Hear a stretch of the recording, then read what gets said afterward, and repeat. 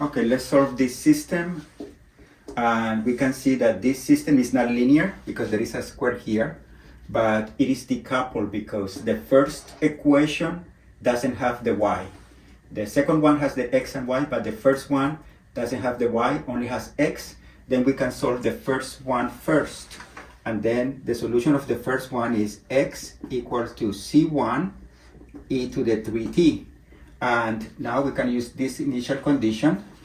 And we know that when t equals 0, x becomes c1.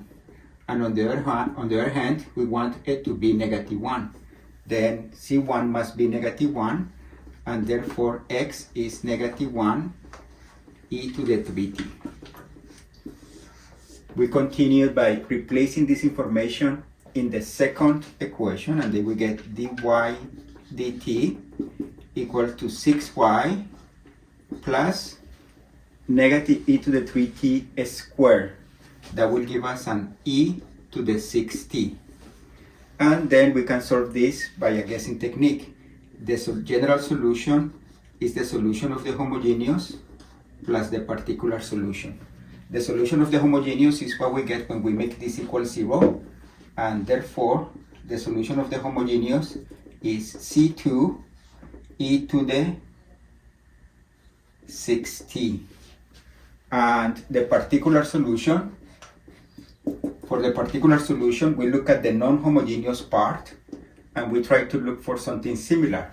In this case is a e to the 6t. We need to decide if we need a second guess. But to do that, we compare our particular with the homogeneous. And we notice that they are parallel. Then I need a second guess. That means that I need to put a t here. Then I compute the derivative. The derivative, we use the product rule. The derivative of at is a e to the 6t plus 6at e to the 6t. And now I replace here the derivative a e to the 6t plus 6at e to the 6t. We want this to be 6 times y. 6 times at e to the 6t plus e to the 6t.